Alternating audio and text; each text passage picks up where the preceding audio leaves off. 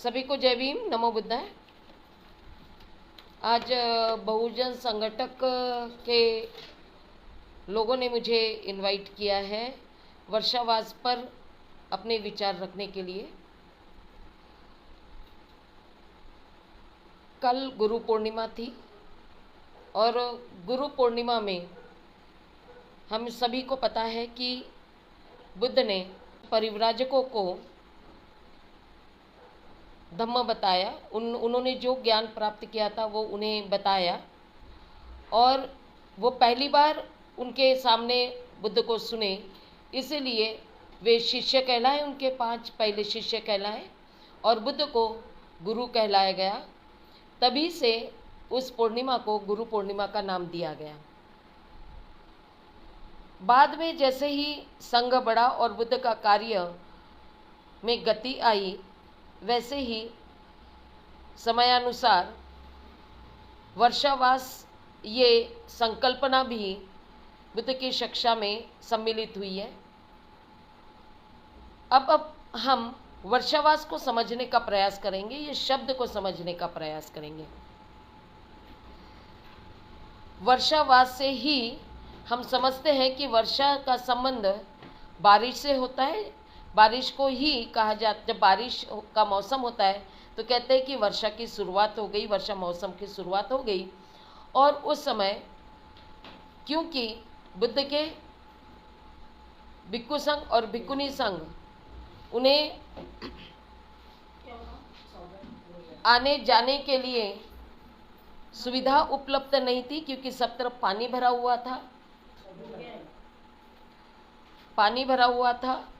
और उनके पास में जो चीवर के नाम पर कपड़े हुआ करते थे वो भी बहुत कम हुआ करते थे।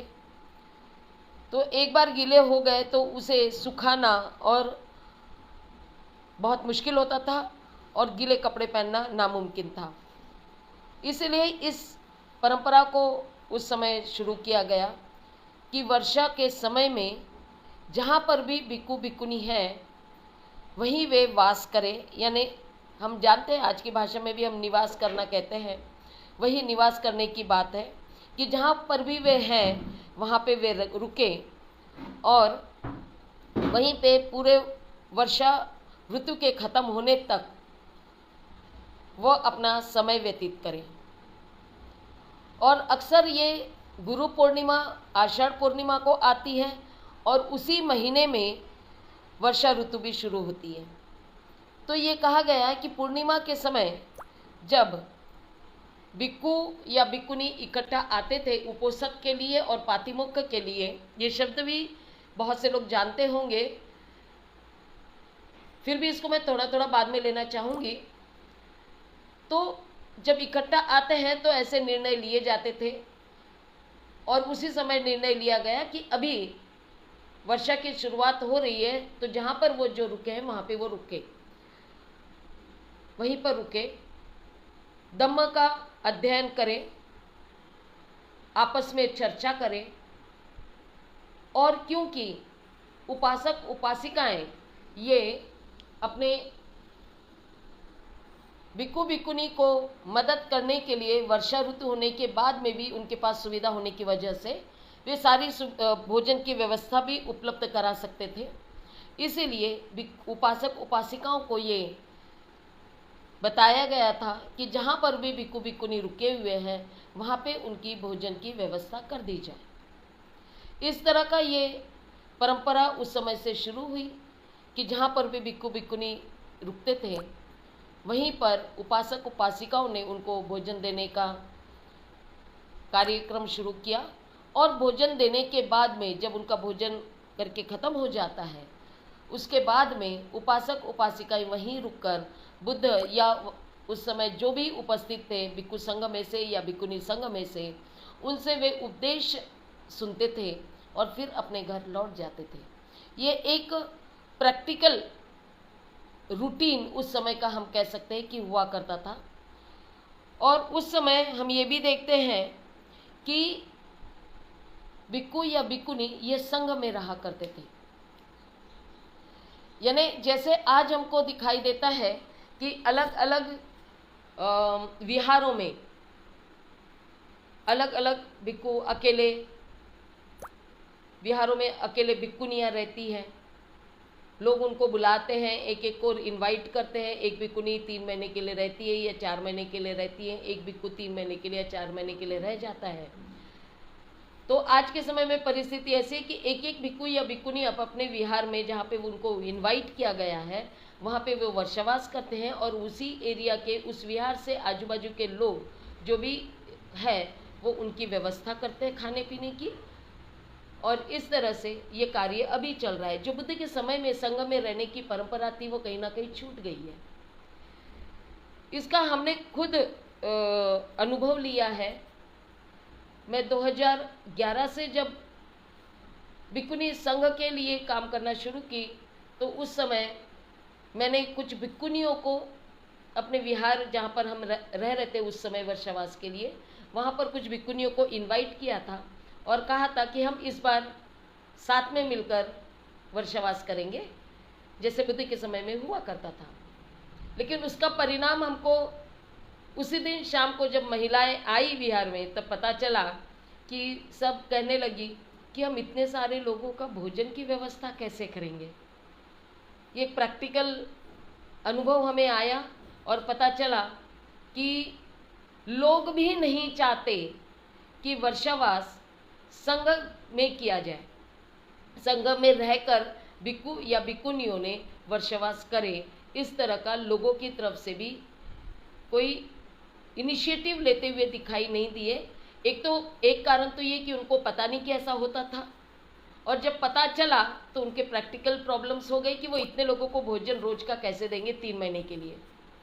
जबकि मैंने उनके सामने ये बात रखी थी कि अगर 10 भिक्खुनियाँ बस्ती में, अगर 10 लोग हैं, 10 परिवार है, तो 10 परिवार ने एक एक भिक्खुनी का भी भोजन लाए तो भी काम हो सकता है। रोज एक व्यक्ति का भोजन आपको ज़्यादा बनाना है, और ऐसे कई परिवार होते हैं।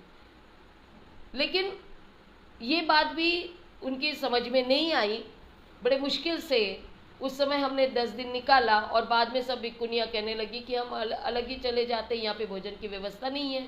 फिर उसके बाद में हमने वहाँ पे किचन की व्यवस्था की, और इतना ही हुआ कि लोगों ने कहा कि हम खाने के लिए देते हैं, आपको बनाने के लिए देते हैं, आप बनाइए और खाइए। यानी इस तरह से हुआ कि व्यवस्था बनाने की भी हमें करनी पड़ी। तो ये कुछ कॉन्सेप्ट रहे हैं वर्षावास के, जहाँ पे भिक्खु भिक्खुनी रहते हैं, कैसे रहना चाहिए, क्या रहना चाहिए, बुद्ध के समय में क्या परंपरा थी, अभी क्या हो रही है, इसको अभी तक हम लोग सही तरह से समझ नहीं पाए हैं या हम उसका पालन नहीं कर पा रहे हैं। संघ की परंपरा क्यों नहीं है, इस पर भी मैं थोड़ा कहना चाहूँगी कि वर्षावास के अंत में एक कार्यक्रम होता है समापन का, जिसे बहुत से लोग आज वो नाम से जानते हैं, और वो नाम है कठिन चिवरदान। बहुत से लोग जानते हैं लेकिन उसका मर्म नहीं समझते, उसका अर्थ नहीं समझ पाते हैं। कहते हैं कि जो भी भिक्खु या भिक्खुनी उनके विहार में है, क्योंकि वो अकेले हैं, तो उनको वो एक चिवर का दान करेंगे,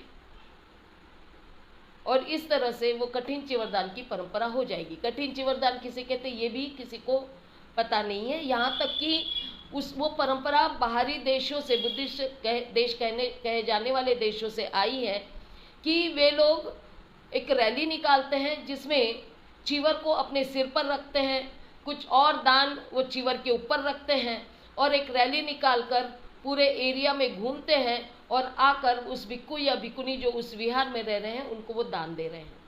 जबकि बुद्ध के समय में ऐसी परंपरा नहीं थी। बुद्ध के समय में ऐसी परंपरा थी कि संघ में एक साथ रहते हुए, बहुत कठिन है एक साथ रहना। हम देखते हैं परिवारों में जो भी सदस्य होते हैं, इनमें हमेशा तू मैं होती रहती है, और हमेशा कुछ ना कुछ लड़ाइयाँ होती रहती, छोटी मोटी लड़ाइयाँ होती है। वैसे ही संघ में आने के बाद में गृहस्थ में जिस तरह के मतभेद होते हैं और रहने में जो परेशानियां होती है, क्या उस तरह की बातें संघ में आने के बाद में भी होनी चाहिए या नहीं? चिवर लिया है तो ये सब तो होना नहीं चाहिए, लेकिन अकेले अकेले रहते तो ये बातें नहीं होती है, क्योंकि वो अनुकूल परिस्थिति होती है। अकेले का संबंध किसी और से नहीं आता है, सिर्फ उपासक उपासिकाओं से संबंध आता है। और उपासक उपासिकाएं तो सिर्फ ध्यान देने का काम करते हैं कि आपको क्या जरूरत है। लेकिन भिक्खु संघ या भिक्खुनी संघ जहां पर भी 2 से 4 से ज्यादा या 5 6 ऐसे रहेंगे, तो आपस में वो किस तरह से मैत्री भाव से रहते हैं, ये सीखने का भी एक प्रयास इस वर्षावास के माध्यम से होना चाहिए, इसका अभ्यास होना चाहिए। ये भी उसके पीछे का एक कारण रहा है। और जो बहुत अच्छी तरीके से वर्षावास में रहता है, उसको सिलेक्ट किया जाता है और उस सिलेक्ट किए हुए भिक्खु या भिक्खुनी को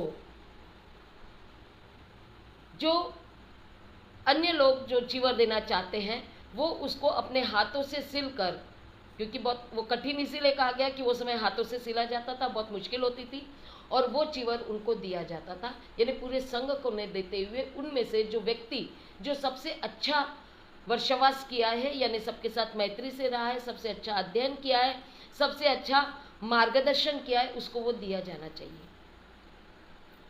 इस तरह का वो कठिन चीवरदान का कार्य हुआ करता था, जो हमें पता चलता है कि अभी हमको वो दिखाई नहीं देता है, क्योंकि सब अकेले अकेले रहते हैं। यानी कहीं तो भी वो कॉन्सेप्ट गुम हो गया है कि भिक्खु भिक्खुनी भी वर्षावास में एक जगह रहकर अपने आप में विकास करे, मानसिक विकास करे, नैतिक विकास करे, जो भी एक अच्छे व्यक्ति बनने के लिए, एक आदर्श व्यक्ति बनने के लिए जो प्रयास होता है वो करे। इस तरह का जो संकल्प है वो कहीं ना कहीं गुम हो चुका है। ये हमें पता चलता है।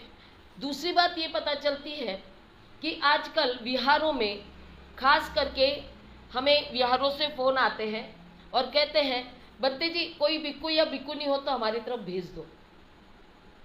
मैं सारे प्रैक्टिकल पॉइंट्स आपको बता रही हूँ वर्षावास संबंधी, उससे आप समझ सकते हैं कि उन्हें हमारे विहार में भेज दें वर्षावास के लिए। हम कहते हैं भाई भिक्खु भिक्खुनी तो अभी ऐसे ट्रेंड है नहीं, अभी वो तो ट्रेनिंग पीरियड में है, सामनेरी है, अभी भिक्खुनी भी नहीं हुई है। मैं भिक्खुनियों की बात करूंगी क्योंकि हमारा संबंध उनसे आता है, तो मैं अनुभव भी हमारे शेयर करना चाहती हूँ, जिससे आप वर्षावास के संकल्पना को अच्छी तरह से समझ पाए। तो मैं कहती हूँ कि नहीं, वो अभी ट्रेन नहीं है, हम लोग ट्रेनिंग पीरियड्स में हैं, हम ट्रेनिंग देते हैं। और जब भी भिक्खुनियाँ अच्छी तैयार हो जाएगी, आपको मार्गदर्शन करने लायक हो जाएगी, तब हम आपको उनको आपके विहार में भेजेंगे। तो वो आते हैं, देखते हैं, कोई एक दिन के लिए भी जिसने चीवर लिया है उसको भी कहते हैं कि नहीं नहीं ये अभी मतलब एक दिन के लिए, मतलब उसी दिन चीवर लिया है और वर्षावास तक वो पूरा अपने चीवर में रहना चाहती है, यानी वो सामनेरी ही है। फिर भी लोग आते हैं और कहते हैं कि ये यंग सी लड़की है ना जिसने अभी चीवर लिया है, इसको हमारे पास भेज दो।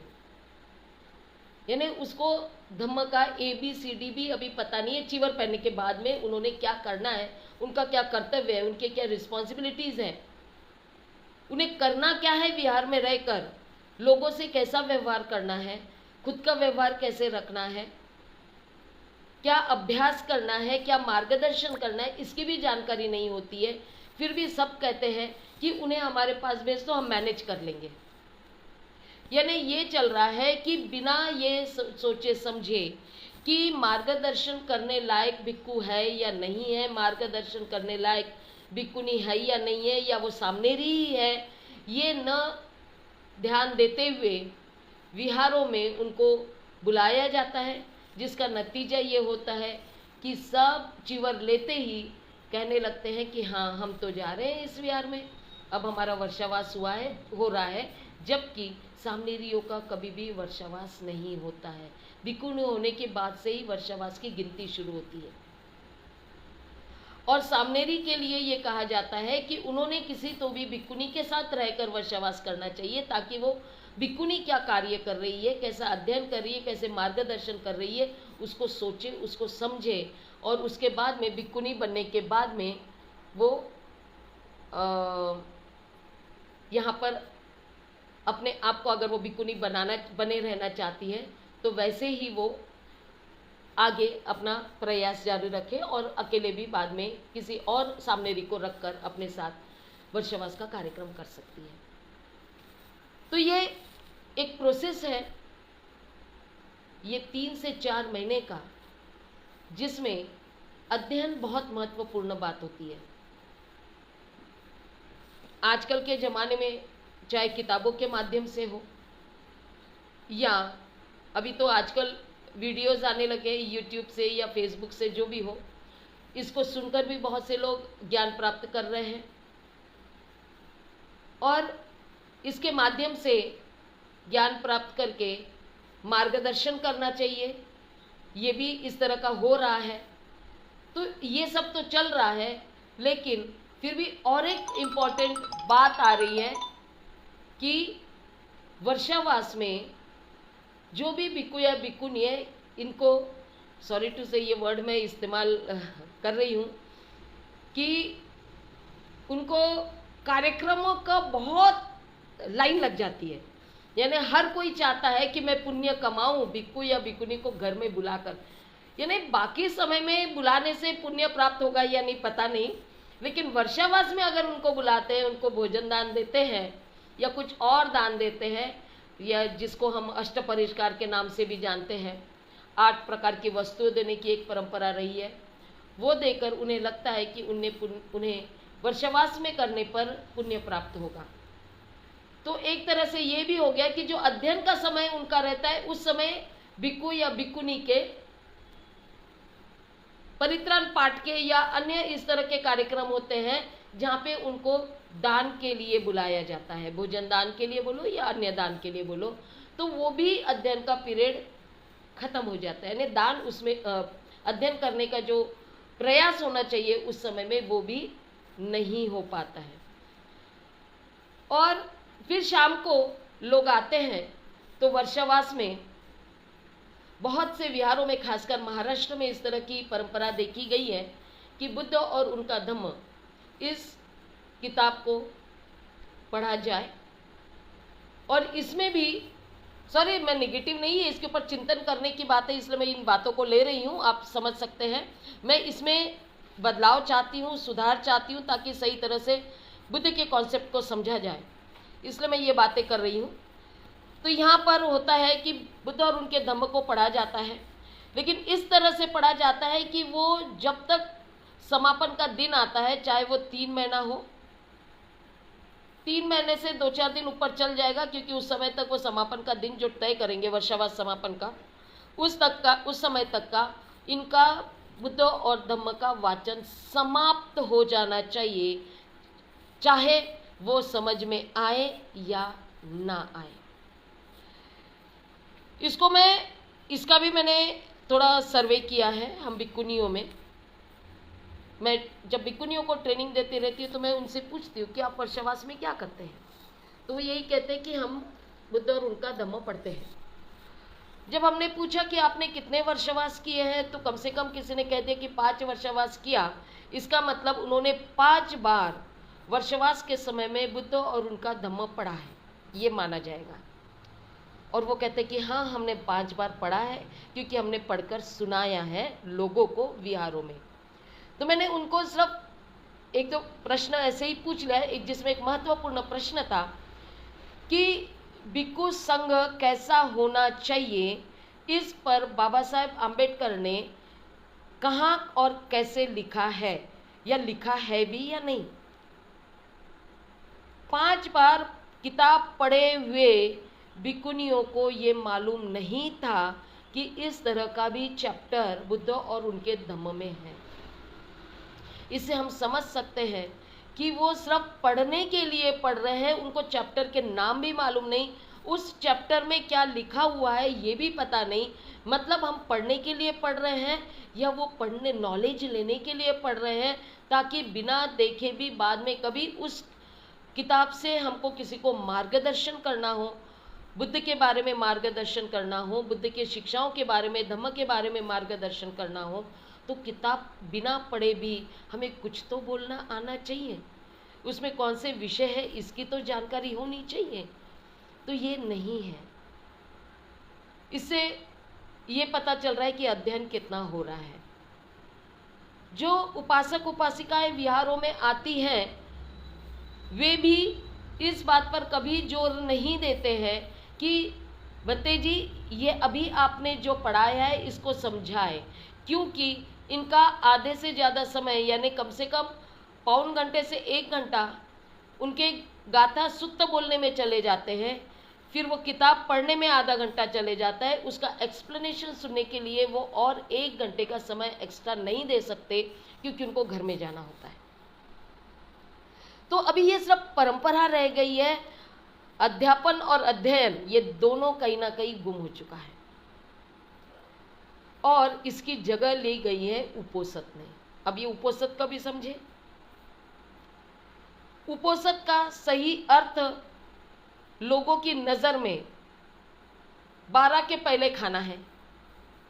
12 के पहले खा लिया है इसका मतलब हम उपोसत कर रहे हैं, क्योंकि हमें ये पूछा जाता है बनते जी हमको आज हमने उपोसत व्रत लिया है, हम वर्षावास में इतने दिन का कर रहे हैं या इतने महीने का उपोसत व्रत कर रहे हैं। तो मैं पूछती हूँ कर रहे हैं मतलब क्या कर रहे हो, उपोसत व्रत कर रहे हैं मतलब क्या कर रहे हैं। तो कहते हैं हम 12 के पहले खाना खाते हैं और शाम को खाना नहीं खाते। तो उपोसत व्रत से आप इतना ही समझे हैं, तो और क्या करना चाहिए बनते जी। यानी ये अभी तक पता नहीं चल पाया। जो भिक्खु भिक्खुनी विहारों में रहते हैं लोगों को इसके बारे में उपोसत के बारे में बताते तो वो भी इसी बात पर जोर देते हैं कि 12 के पहले खा लेना चाहिए। अभी 12 का समय कहाँ से आया कह नहीं सकते। बुद्ध के समय तो घड़ी नहीं थी और ये 12 शब्द कहाँ से आया सोचने वाली बात है। एनीवे ये एक बात आ रही है। तो हम देखेंगे बुद्ध के समय में क्या था। तो बुद्ध के समय में ऐसा था कि महीने के 4 दिन पूर्णिमा, अमावस और 2 अष्टमी, ये 4 दिन होते थे जो चंद्र के हिसाब से उनको पता चलता था कि हाँ आज हमें इकट्ठा होना है, क्योंकि कैलेंडर तो थे नहीं। इसीलिए इन 4 दिनों को तय किया हुआ था कि आसपास के एरिया में रह रहे भिक्खु या भिक्खुनी अलग अलग जगह से ऐसी जगह पर इकट्ठा हो जहाँ पर वो व्यवस्था हो कि सब संघ एक साथ एक दिन के लिए समय बिता सकता है, और वहाँ आकर वे उपोसत करते थे। उपोसत करते थे का मतलब ये है कि वहाँ बैठकर वो इन 7 दिनों में, यानी 8 दिन का प्रोग्राम होगा, 7 दिन के बाद 8वें दिन उपोसत होता है, क्योंकि महीने में 4 दिन बोले तो उसी तरह हम कैलकुलेट करेंगे। तो 8वें दिन वो उपोसत करते हैं कि पिछले 7 दिनों में उनके द्वारा जो भी अपराध हुए हो। देखो बुद्धिज्म में गलती की बात नहीं आती, अपराध की बात आती है, क्योंकि हम देखते हैं सब अपराधं खमतु में बनते, इस तरह का जो याचना है तो उसमें अपराध शब्द आया है। यानी बुद्ध कहते हैं कि अपराध ही नहीं करना है। तो ये तो सबसे पहले लागू होता है भिक्खु या भिक्खुनी पर, क्योंकि वो पहली श्रेणी के शिष्य हैं बुद्ध के। तो ये भिक्खु और भिक्खुनियों ने के हाथों कोई भी अपराध नहीं होना चाहिए। तो वो अपराध यदि होते हैं, क्योंकि इंसान से ही वे चीवरधारी बने हैं, तो जो भी होते हैं उनको समझना, इतना जागरूक रहना कि पता चले कि हाँ मेरे हाथ से कुछ तो अपराध हुआ है, ये पहली सीढ़ी होती है। और जब वो जागरूकता से समझते कि हमारे द्वारा कुछ अपराध हुआ है तो उस अपराधों को संघ में जाकर स्वीकार करना, ये दूसरी सीढ़ी है। ये उपोसत के दौरान इन अपराधों की स्वीकृति दी जाती है। अब ये स्वीकृति देने के बाद में कौन कौन से अपराध है इसको और पढ़ा जाता है, जिसे कहते हैं पातिमोक्ष। पातिमोक्ष एक तरह से दंड संहिता है, जहाँ पे भिक्खु और भिक्खुनियों के लिए विनय पिटक में अपराध लिखे गए हैं और उन अपराधों के लिए क्या दंड हो सकता है इसकी पूरी जानकारी वहाँ पर है। तो ये अपराधों को स्वीकार करने के बाद में विनय पिटक से पातिमोक्ष के जितने भी अपराध है उसको पढ़ा जाता है, और हर एक अपराध के बाद में अलग अलग चैप्टर दिए अपराधों की। कोई एक चैप्टर जैसे संघ से निकालने वाला है, एक चैप्टर ऐसा है जिसमें चिवर निकालने वाला है, कुछ चैप्टर ऐसे हैं जिसमें कि मिसलेनियस अपराध होते हैं कि माफ़ी कर दिया जाता है, वॉर्न कर दिया जाता है। इस तरह के अलग अलग चैप्टर्स हैं। उन अपराधों के उन चैप्टर्स के अंत में पूछा जाता है क्या आपने इस तरह के अपराध किए हैं। संघ में से अगर कोई भी कहे कि हमने ये किया है तो उसको क्या हो दंड दिया जाएगा या माफ़ कर दिया जाएगा, इस पर संघ में फिर चर्चा होती है। अन्यथा आज तक देखा गया है क्योंकि पाली में ही पढ़ने की वजह से, उसको सिर्फ रीडिंग करने की वजह से उसमें से अपराध भी किया हो तो भी कोई कुछ बोलता नहीं है, और ये कहा जाता है कि 3 बार पूछने के बाद में भी आपने कोई जवाब नहीं दिया है तो ये माना जा रहा है कि आपने ये अपराध नहीं किया। तो उनको अपराधी नहीं है बोलकर आगे बढ़ते चले जाते हैं, और आखिरी में ये कहा जाता है कि आगे हम कोई अपराध नहीं करेंगे। इस तरह का एक प्रॉमिस वहाँ पे किया जाता है उपोसत में, और उसके बाद में वो अपने अपने जहाँ पर भी वो रहते हैं वो अपने अपने एरिया में चले जाते हैं। तो ये भिक्खुओं के लिए इस तरह का उपोसत हुआ करता था, जहाँ पे कन्फेस, हम कहते हैं कन्फेस करना, हमारी अपराधों की स्वीकृति करना, इस तरह की परंपरा बुद्ध के समय में रही है, ताकि जो भी चीवरधारी है वो अपने अपराधों को कम करते चले जाए। ये तो कहीं ना कहीं खत्म हो गया है। अभी हमें पातिमोक्ष कहाँ होता है, कैसे होता है, उपोसत कितना होता है, इसकी जानकारी नहीं मिल पाती। हाँ, भिक्खुनी संघ में हम लोगों ने शुरू कर दिया इस तरह के उपोसत, माफ़ी मांगना, अपराध स्वीकार करना, ये भी हम लोगों ने शुरू कर दिया है।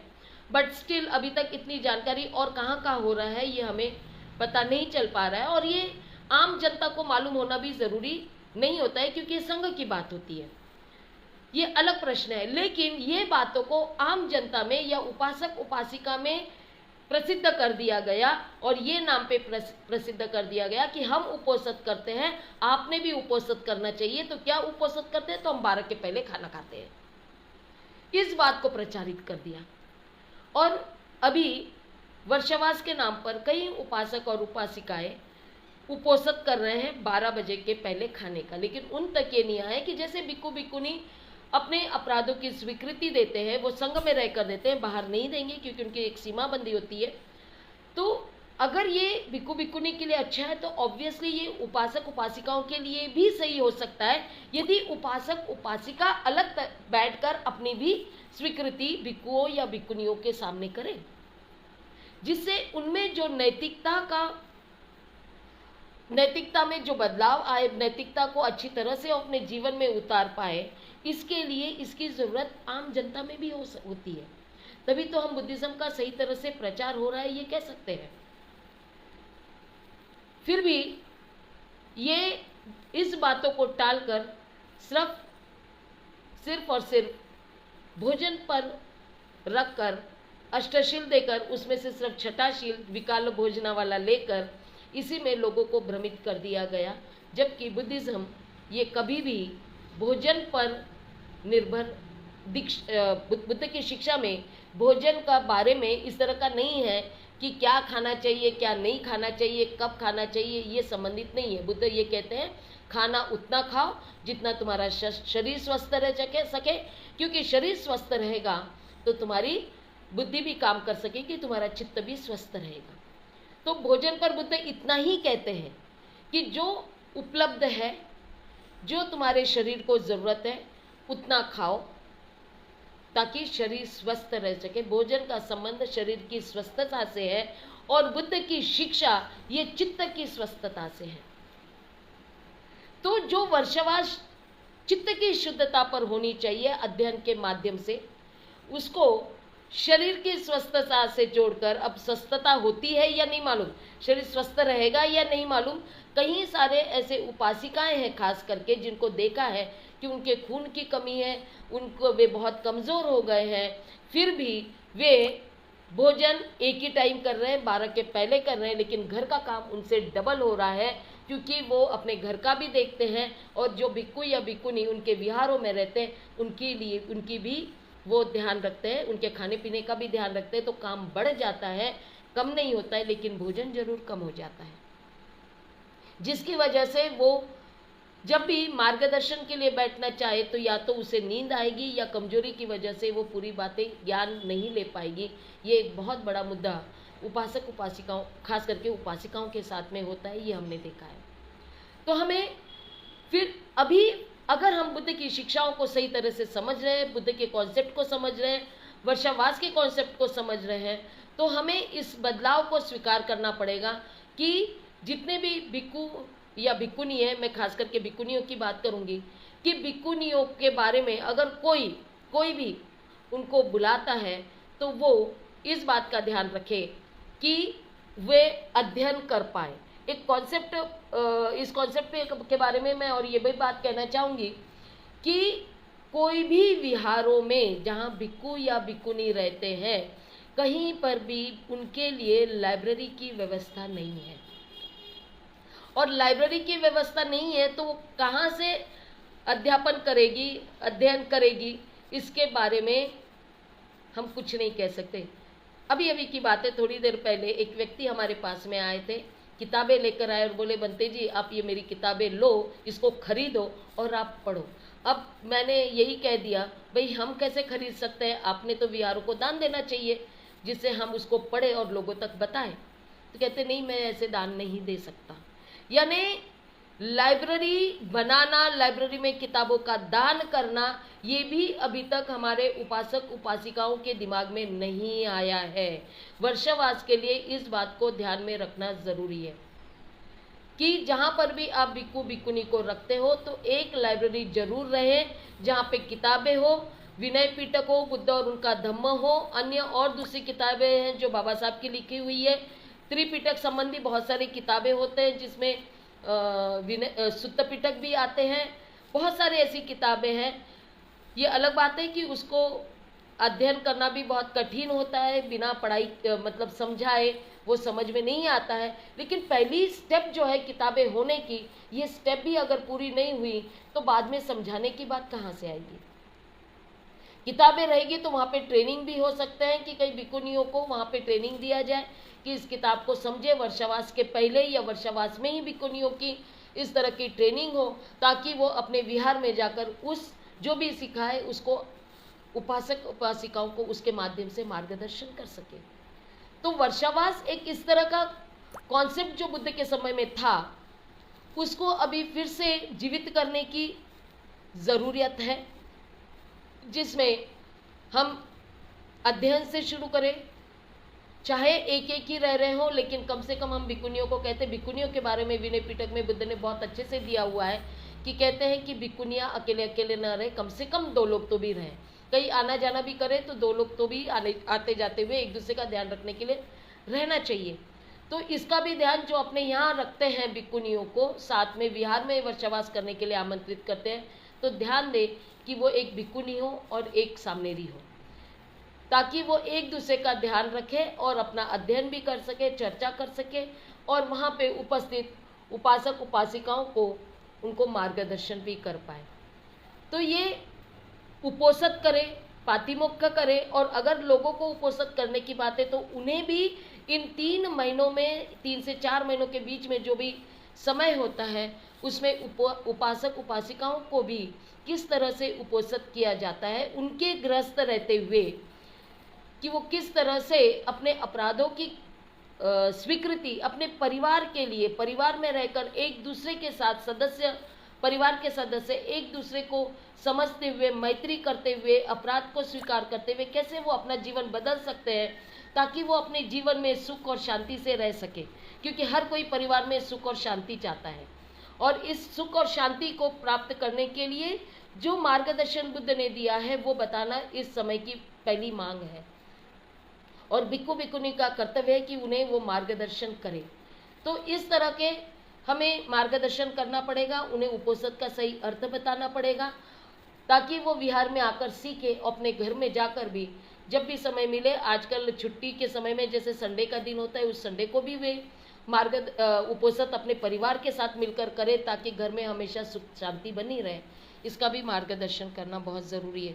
जो लोग भी इस वीडियो को सुन रहे हैं वो लोग भी इस बात को ध्यान रखेंगे कि वे इस तरह के अभी समझ ही गए होंगे कि उपोषद क्या है, तो वे भी अपने घर में इसको पालन करने का प्रयास करेंगे और देखें कि किस तरह से बदलाव आपके घर में आता है। तो हम कहेंगे कि इस वर्षावास में अगर आपने सही तरह से इसका पालन किया तो ये प्रैक्टिस हो जाएगी। 3 महीने के 4 संडेज पकड़ लेते हैं तो 4 तारीख 12 संडेज का एक आपका प्रैक्टिकल एक्सपेरिमेंट होगा, और उससे, उस अनुभव से आप उसके बाद में भी कंटिन्यू रख सकते हैं। और कितना अभी परिवर्तन, अभी तो ये यहाँ पे तो संकल्प लेने की बात आती है उपोषद में, कि हम संकल्प करते कि वर्षावास में अपराध नहीं करेंगे, और ये इतनी प्रैक्टिस हो जानी चाहिए 3 महीने में कि 3-4 महीने में, कि बाकी के 8 और 9 महीने जो बाकी बचते हैं उनमें वो किस तरह से इस बदलाव को अपने जीवन में अन्य लोगों के साथ रहकर उसको पूरा कर सकते हैं, इसका भी एक परीक्षा हो जाती है।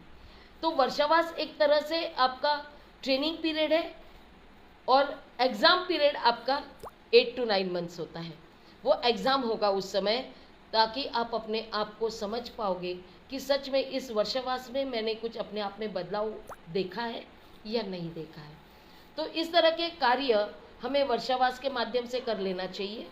और ये जो बताया है, अभी किताब भी पढ़ रहे हैं, समझो बुद्ध और उनका धम्म पढ़ रहे हैं, तो इसके माध्यम से भी हम ये जानने का प्रयास करें कि सिद्धार्थ गौतम का इतिहास क्या था, क्योंकि वो जानना भी बहुत ज़रूरी है। वो कैसे बचपन में कैसे थे, वो बड़े होने के बाद में उनके जीवन में क्या बदलाव आया, कि किस कारण से बदलाव आया कि उनको परिव्राजक बनना पड़ा, उसके बाद में उन्होंने कैसा अभ्यास किया। देखो, सिद्धार्थ गौतम ने अभ्यास किया, इसके बारे में भी बहुत से लोग नहीं जानते हैं।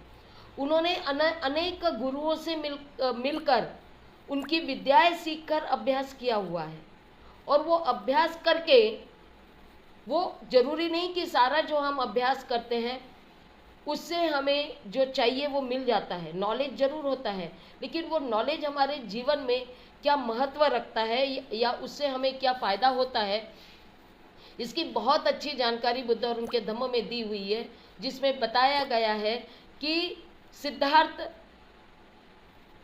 महत्वपूर्ण 3 गुरुओं से मिलते हैं।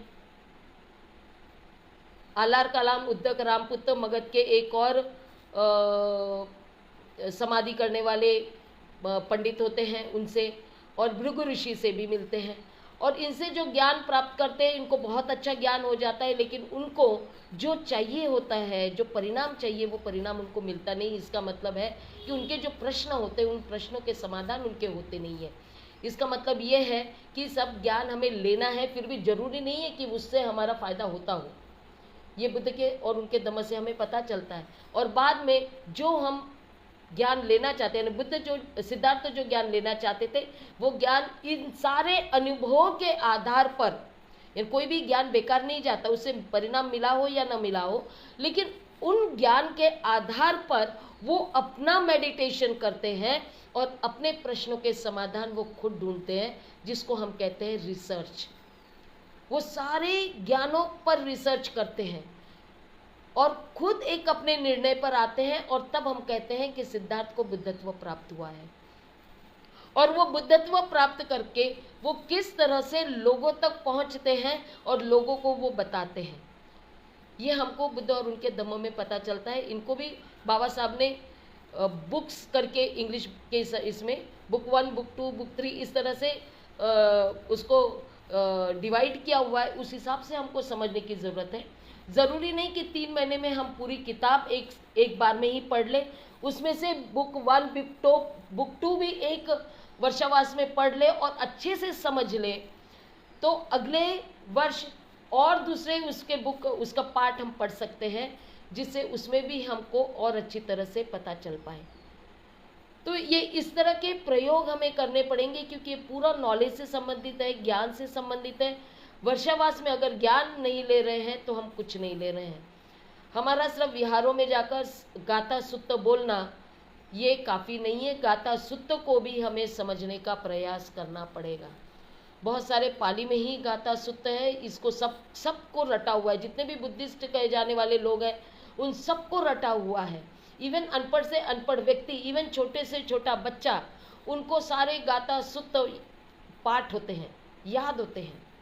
त्रिशण पंचशील से लेकर बुद्ध वंदना, दम्भ वंदना, संघ वंदना सब याद होता है।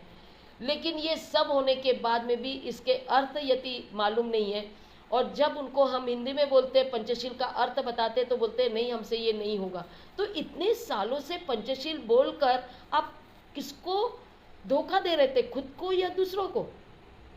हम बोल रहे हैं, रोज त्रिशण पंचशील बोले जा रहे हैं, लेकिन जब पालन करने की बात आती है तो कहते हैं कि हम पालन करते हैं। लेकिन जब उसी को हिंदी या मराठी में या उनके लोकल लैंग्वेज में हम बताते क्या तुम झूठ बोल रहे हो, तो बोलते हाँ, झूठ बोले बगैर तो होता नहीं है। तो फिर क्यों रोज मुसावादा वेरमणि सिक्खापदं समाधियामी बोलते हो? यानी हमारी यहाँ से शुरुआत है कि हमको त्रिशण पंचशील बोल रहे हैं, रोज दिन में 2 बार 3 बार, वर्षावास में भी बोल रहे हैं, विहारों में जाकर बोल रहे हैं, घरों में बोल रहे हैं, कार्यक्रमों में बोल रहे हैं। कोई भी कार्यक्रम की शुरुआत होती है उसमें भी बोलते हैं, चाहे वो शादी का हो, चाहे कोई और धम्म परिषद हो, चाहे वो कोई नामकरण का हो या कोई मृत्यु का हो, कोई भी कार्यक्रम हो, दिन में 2 से 3 बार त्रिशण पंचशील बोला जाता है। बोलते हैं मुसावादा वेरमणि सिक्खापदं समाधियामी, लेकिन पालन कितना हुआ? तो आप वो झूठ बोलते समय आपके माइंड को मालूम ही नहीं कि आप मुसावादा का अर्थ ये है, तो वो आपको याद ही नहीं दिलाता कि आप झूठ बोल रहे हो। लेकिन वही बात आप रोज बोलोगे मुसावादा के बाद में कि मैं झूठ नहीं बोलूंगा, तो हो सकता है कुछ समय के बाद में आपका माइंड वो बात को कैच कर ले और वो माइंड आपको याद दिलाए कि देखो आप झूठ बोल रहे हो। तो इस तरह की प्रैक्टिस, ये माइंड को ट्रेन करने की प्रैक्टिस है। कल्टीवेशन ऑफ माइंड, बाबा साहब शब्द इस्तेमाल करते, कल्टीवेशन ऑफ माइंड। और ये वर्षावास बहुत सही है, इसमें 5 शील को ही अच्छी तरह से करना जरूरी है। हम बोलते नहीं नहीं, बाकी समय में हम 5 शील का पालन करते हैं, वर्षावास में 8 शील का पालन करते हैं। गलत है। ये 5 शील का पालन आप बाकी समय में नहीं कर पाते, उसी की प्रैक्टिस इस 3 महीने में करो। इस तरह से करो कि वो आप बाकी दिनों में भी कर सकते हो या नहीं, वो देखो। बिना झूठ बोले भी आप जी सकते हो या नहीं, बिना नशा किए भी आप जी सकते हो या नहीं। 3 महीने नशा ना करें, 3 महीने आप किसी से लड़े नहीं, 3 महीने किसी से झगड़े नहीं, 3 महीने किसी के भी चीज़ों को इस तरह से ना ले कि उनको तकलीफ हो, उनको पता चलेगा उनकी चीज़ें तुमने ली है और उनको दुख होगा। चोरी की बात छोड़ो, चोरी तो बहुत आगे की बात हो गई। हम किसी की चीज़ उठा लेते हैं और उनको बताते भी नहीं है, चाहे वो अपना ही क्यों ना हो। वो कितने परेशान हो जाते हैं, हमारी उनकी चीज़ नहीं दिखाई देती है तो हम कितना परेशान करते हैं दूसरों की चीज़ों को बिना पूछे लेकर। ये नहीं करेंगे हम, कोई इस तरह का कार्य नहीं करेंगे जिससे हम, वो कहते हैं ना, इसको हम ये कह सकते हैं कि शॉर्टकट्स, लोगों को शॉर्टकट की बहुत ज़रूरत होती है। तो शॉर्टकट में वो इस तरह के रास्ते अपनाते हैं कि जो परिणाम उनको चाहिए वो परिणाम तो मिलता ही नहीं है, उल्टा वो अपराध बन जाता है। इसमें राग आता है, राग यानी प्रेम। प्रेम बहुत दुखद है, ये बुद्ध के हिसाब से वो बताते हैं, क्योंकि प्रेम ये अपेक्षाओं को बढ़ावा देता है, और जहाँ अपेक्षा पूरी नहीं होती है तो अपेक्षा पूरी करने के लिए गलत रास्ते को अपनाते हैं, जो अपराध बन जाता है। द्वेष होता है, बदला लेने की भावना होती है। ये 3 महीने में अपने आप को इस तरह से तैयार करें कि किसी के बारे में प्रेम की आसक्ति वाला प्रेम ना हो, वो मैत्री में बदल दे, द्वेष को मैत्री में बदल दे, लोभ ना रखे, किसी से मोह ना रखे। ये सारे विकारों को दूर करने का प्रयास इस 3 महीने में करें। इसका बहुत अच्छी तरह से आपको पालन करना पड़ेगा, और ये पालन करोगे, इसकी प्रैक्टिस करोगे तो देखोगे कि आपके जीवन में बदलाव आएगा। 3 महीने के बाद में आप इतना प्रैक्टिस हो जाएगा कि उसके बाद में आप जो भी अपराध करते हो आपका माइंड आपको रिमाइंड कर देगा। 3 महीने काफ़ी हो जाते हैं, लेकिन हमने अभी तक सही तरह से इसका उपयोग नहीं किया, इसलिए हमारे जीवन में बदलाव दिखाई नहीं देता है। इतना अहंकार और इतना स्वार्थ हम लोगों में होता है कि हम लोग ये तक कहते हैं कि हाँ हम वर्षावास करते हैं, इसका भी अहंकार करने लग जाते हैं लोग। मैं 12 के पहले खाता हूँ, तुमको क्या है, हम कर लेते हैं इतना। यहाँ तक कि 12 के पहले खाने के लिए या जो भी अष्टशील का पालन करने के लिए इस तरह से एक व्यक्ति का, मैं पता नहीं वो मेरे अनुभव में आया है, मैं बताना चाहूँगी कि एक व्यक्ति मुझे मिले थे, मैं उनसे मिलने उनके ऑफिस गई थी, तो बोले बनते जी 2 मिनट, अभी आज पूर्णिमा है ना, तो मैं ये उपोषित कर रहा हूँ, तो मैं ये केसर वाला दूध पी रहा हूँ, पी लूँ ना बनते जी। यानी इस तरह से वो बात करते हैं कि ये नहीं कि बनते जी को पानी भी पूछे, चलो दूध मत पूछो, पानी तो पूछो, लेकिन वो पहले क्योंकि 12 बजे थे, 12 बजे के पहले उनको वो दूध पीना था, क्योंकि उनका उपोषित है, इसलिए वो ये बोलकर हमारे सामने दूध पी रहे हैं। वो दूध पी रहे, वो बुरा नहीं है, लेकिन वो इस तरह से बोलकर पी रहे कि मैं उपोषित कर रहा हूँ, इसलिए मुझे पीना अभी ज़रूरी है। ये बोलकर करना, ये कहीं ना कहीं गड़बड़ लगता है।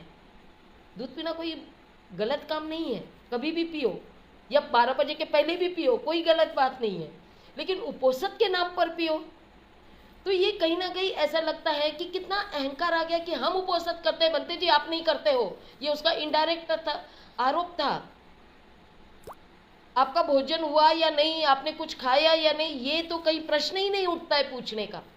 इस तरह के लोगों से भी हमारा पाला पड़ा है, और अच्छे लोग भी मिले हैं जो पूछते हैं। मैं ये नहीं कह रही कि हमेशा निगेटिव बात करूं, सही लोग भी हैं, लेकिन वो इतने कम हैं, और ये कम इसलिए है क्योंकि धम्म सब लोगों तक सही तरह से पहुंच नहीं पाया।